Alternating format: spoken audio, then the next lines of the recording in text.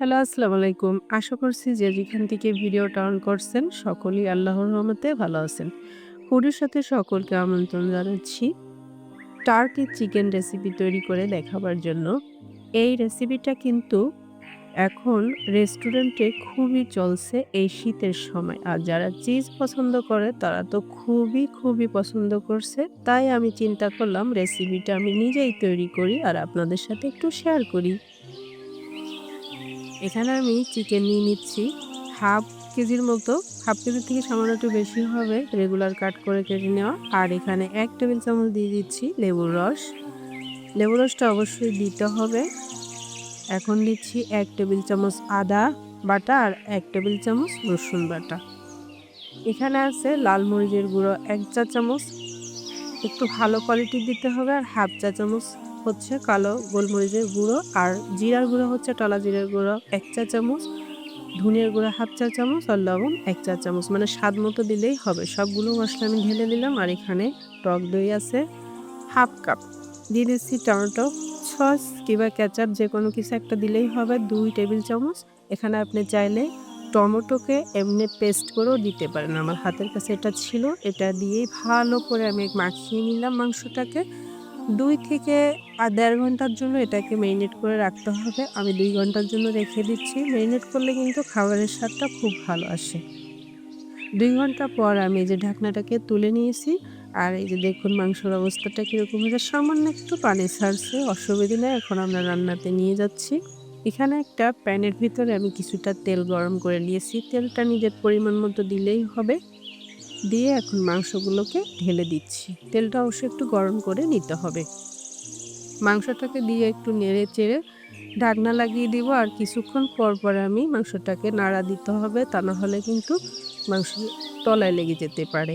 অবশ্যই কিছুক্ষণ পর একটু নেড়ে দিতে হবে। এভাবে করে সিদ্ধ হওয়া পর্যন্ত রান্না করতে হবে।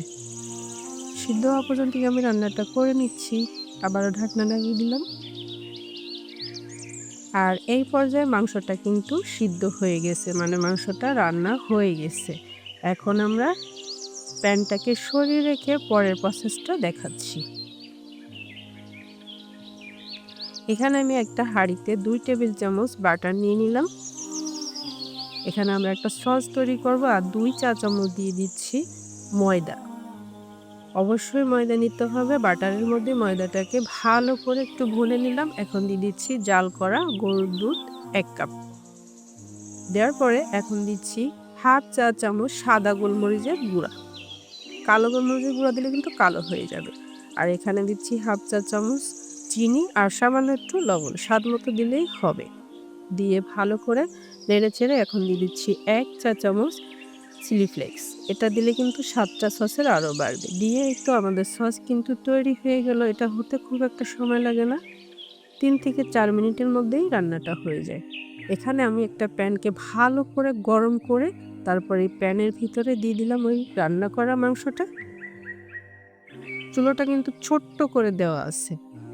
এখন আমি সসটাকে উপর দিয়ে দিয়ে দিচ্ছি। যে সসটা আমি রেডি করলাম কিছুক্ষণ আগে, ওই সসটা দিয়ে দিচ্ছি। সসটা দেওয়ার পরে এখন দিব চিজ। এটা হচ্ছে মোজরেলা চিজ। এটা নিজের পরিমাণ মতো দিলেই হবে। যে বেশি খেতে চায় সে বেশি করে দিবে। আমি একটু পরিমাণ মতো দিচ্ছি। আমি খুব একটা চিজ পছন্দ করি না। তারপরে যেহেতু আমি রেসিপিটা তৈরি করছি সেহেতু দিলাম কিছুটা পরিমাণ। আর একটু চিলি ফ্লেক্স দিয়ে ঢেকে দিলাম ২ মিনিটের জন্য। চুলার আঁচটা একদমই ছোট করা ছিল। ২ মিনিট পরেই তো আমাদের চিজ কিন্তু গলে গিয়েছে আর রেসিপিটাও তৈরি হয়ে গেল।